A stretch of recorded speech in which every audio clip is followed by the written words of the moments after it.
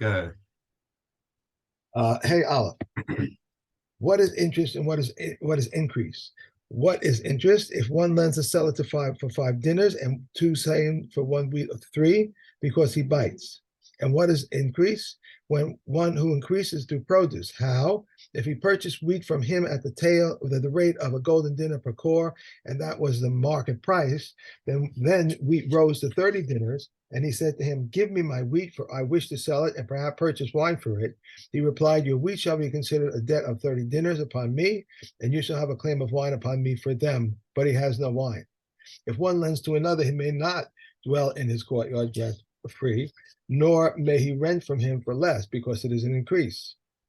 The rent may be increased, but the sale price may not be increased. How? If he rented him his courtyard and said to him, "If you pay me now, you may have it for 10 selim per year. But if you pay me for each month in its month, you must pay a seller per month." It is permissible. If he sold him his field and said to him, "If you pay me now, it is yours for 1,000 zuz. But if at the time of threshing, I'll give it to you for 12 mana. It's prohibited. If he sold him a field and he gave him part of the money and he said to him, whenever you wish, bring the money and take yours, it is prohibited. If he lent him on the security of his field and said to him, "If you do not pay me within 3 years, it's mine," it is his. And so was Balios, the son of Zonan, want to do with the consent of the sages. Okay. More interesting cases of how ribis can work. Ein moshivin chen bani lemachatzi sachar. V'lo yitain maos likach behen peres lemachatzi sachar ele im ken nosen lo schar v'kepoel. So here's the situation: is where you've got an investor and you've got a businessman. Okay, so the investor's got the money, and he says, "Let's do it." He says to the businessman, let's do a deal. You're good at administration and running the place. I'll give you 1,000 shekels to run the store, and we'll split the profits 50-50. Okay, that was a cat beep. um, so now and they agree on this, and they're going to split the profits 50-50. Now that sounds like a fairly legit thing, except that there's a problem here, is that the businessman is effectively accepting 500 shekels is basically an investment by him, is a deposit that really belongs to belongs to investor, and 500 is a loan. Hang on, wait, is that right? 500. How do we get it? Yeah, half of it is a loan, and half of it is a deposit. So basically, he's responsible. So the deposit he's got to just do business with, and the businessman will take the loss if there's a loss. But the loan part, which belongs to him, is effectively that's a portion that he's going to have to pay back no matter what. Okay. I thought when it says wages as a laborer, I thought it was higher. Okay, we haven't got to that, because that's the way out. Right. That's the way out, is because now what happens is if they take a loss, he's still going to have to pay back the 500. Like, let's say if all the money gets lost, let's just take an extreme case. If all the money gets lost, it's a dead loss. But now he's still going to have to pay back the 500. In the meantime, he's been doing all the work for the investor, effectively for schar hamtana, for the fact that he's been holding on to this money of the loan. So he's received a benefit. So how do we get around this? Is by giving him a salary as well, so that he's it doesn't have to be a large salary, just enough of a salary that would be enough for him to say, okay, I'd rather do this than sit guarding cucumbers. Okay, and that in that way he's now looking after the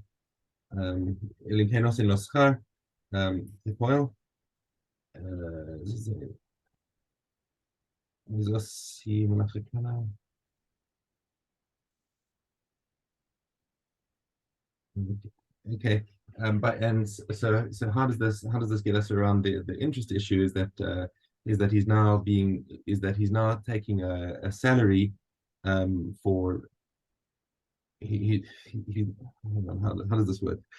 He's not the problem was that he's going to be paying interest on the um,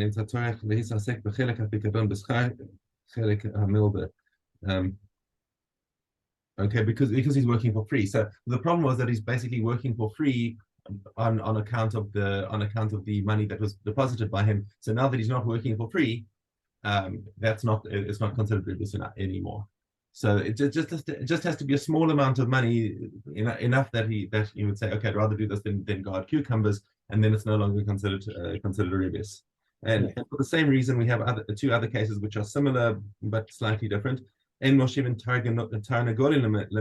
basically, the one guy says, okay, take my chickens, and look after them, and whatever the eggs come out and whatever breeds out of it, we will split 50-50 for exactly the same kind of reason, because he's taking responsibility on the chickens. And similarly, looking after horses and foals that are supposed to be breeding and doing work. Unless he adds in a bit of payment for the guy's work, because otherwise he's doing work for free on account of the loan. However, you can do this arrangement with the looking after the horses, until they reach 3 years old, the chamor, and also with a donkey, until it's able to carry a load, and then they can split the proceeds. Okay, what is the problem with this issue? Because what happens if the horses die?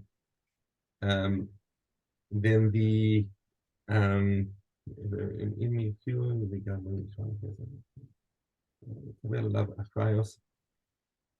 Camilbe, right? So it's not considered a loan, because he's looking after the horses, and he is taking responsibility for them, but it's not cash that he's received. So it's so what is the problem with it in the previous case? So I understood this last night, but just got to check it, just get this in, because it's a slightly complicated case.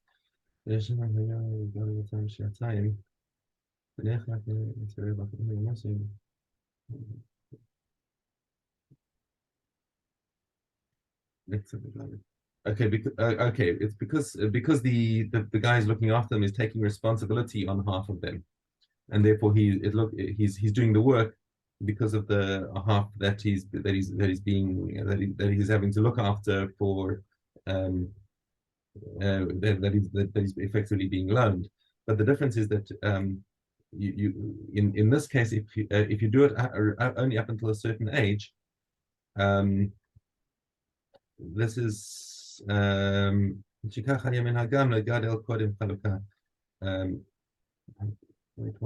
is this okay? Oh, without doing an assessment of their value. That if they so as long as he doesn't have responsibility, so that basically in the case that's okay, the person who's looking after the horses doesn't have responsibility, but if they do, if they grow up and increase in value, then they'll split the profits. Since the person who's looking after them is not accepting responsibility, there's no milva, there's no loan here, and that's the difference in the cases. Is does he accept responsibility or not? If he's not accepting responsibility, then it's not considered a loan, and therefore this is okay as long, and then they sell the animals and they assess them, and when they're ready to bear a load. Okay. Mishna hey, shamin paraba chamor b'chol davar shehu oseh va'ochel lemechza. So now, when it comes to work animals, a cow or a donkey, anything that can actually pay for its upkeep, you can look after the animal, and it'll do work for you. So you have to feed it, yes, but it also pays for its upkeep, so it's worth keeping around. that's that's 100% fine because the person who's looking after it also gets the benefit of the Yeah. of the animal's work, which is kind of like a salary. So he's Mhm. getting so the fact that he's looking after it is not just like a freebie. He's getting paid by the fact that the animal works for him. Makom shenagu lachlok es havlados miyad cholkin, and makom shenagu legadel yigadlu, and it all depends on the minhag makom, as we've seen in many other places, that if the minhag is to divide the young as soon as they're born, and take the profits as soon as they're born, that's what they should do. But if they want to, if the minhag is to let them grow older and before they split the profits, that's what they should do. Rabban Shimon Gamliel Meir Shamin Egel im imo. You can even do an assessment of a calf with its mother. Now, normally we said that you can't. Now he is disagreeing. He's dealing with the Tanakama. Right, so even though we learned above in Mishna Dalet that you can't do this the splitting of animals by half because of the interest, but since the cow or the donkey, the mother is also something that works and is able to produce. So says Rabbi Shimon Gamliel, you can view it and its foal as a unit. But the halacha doesn't follow Rabbi Shimon Gamliel. We look at each thing individually, so we don't. So this would still have that ribis problem we mentioned in Mishnah Daled. Mafriz al sadehu ve'eno choshesh mishum ribis. So what mafriz al sadehu is that basically you have a renter on a field, and he says, listen, I want to improve this field, but I don't have the money to invest in it.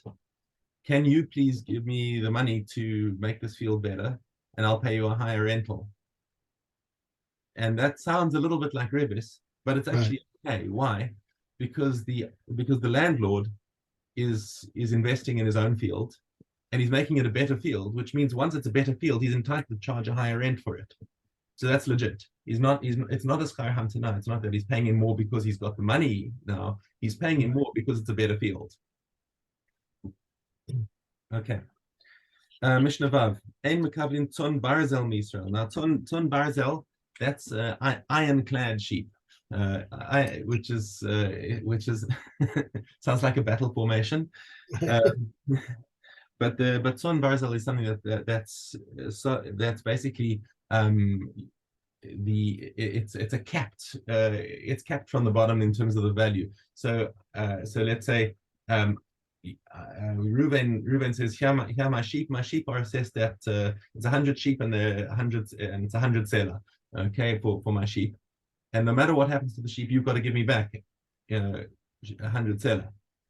Sheep worth 100 selah, and if not, you've got to find the difference from somewhere else. If it increases in value, I'll take the profit. So basically, it's a one-way investment. That's and that because he's not taking any risk, because the investor is not taking any risk over here. Effectively, the borrower is working for him for nothing, just for so that's a ribis. He's getting the benefit of having these sheep, but he's taking risk, and that risk is considered a ribis drabanan. Okay. But this is perfectly legitimate to do with non-Jews. And while we're at it, all ribis is mutar with non-Jews, whether borrowing or lending. Even a ger toshav, that's a non-Jew who's chosen to live in Eretz Israel and keep the Sheva mitzvot b'nei Noach. There are many places where a ger toshav has an advantage over a regular nochri, but in this respect, there's no he's not your ach, because the pasuk says lo tashich leachicha. It's your brother that you're not allowed to take interest from, and the ger toshav, as much as we love him, is not an ach. Okay. Malve Yisrael ma'oso shel nochri midas nochri. So he has a case where a Jew is acting as an agent for a non-Jew. So if a non-Jew's got the money and he says, listen, I want you to be my banker, find people to borrow the money. And he finds Jews, and the Jews are going to borrow at interest. it's okay for the Jew to act as an agent for the non-Jew, as long as he's public about it and says, this is not my money. I'm lending on behalf of John over here.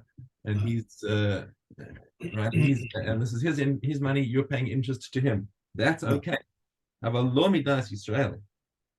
What you can't do is have a non-Jewish front for a Jewish lender. And that's one of these things where it says that you got to fear Hashem, that even if nobody knows that what he's doing, the Jew is not allowed to use a non-Jewish front man to lend money at the interest of. Okay, and that's it. Maybe we can do one set of chazaras before I go to run. Okay, so it is yeah. If two deposits with one amana and one 200 zuz, and this one says the 200 zuz are 200 are mine, and that one says the 200 are mine, he gives this one amana and that one amana, and the remainder should be put away until Eliyahu comes. Said Reb Yossi, if so, what does the deceiver lose? Rather, everything should be put away until Eliyahu comes. And so it is with two utensils, one worth a mana and one worth 1,000 zuz. If this one says the more expensive one is mine, and that one says the more expensive one is mine, he gives the smaller one to one of them, and from the larger one, he gives the value of the smaller one to the other. And the remainder should be put away until Eliyahu comes. Said Reb Yossi, if so, what does the deceiver lose? Rather, everything should be put away until Eliyahu comes. If one deposits produce with another, even if it is becoming ruined, he may not touch it. Rabbi Shimon ben Gamliel says he should sell it in the presence of a court because it is he is as one who returns a lost item to the owner. Okay, I think we're gonna have to call it out there. Okay.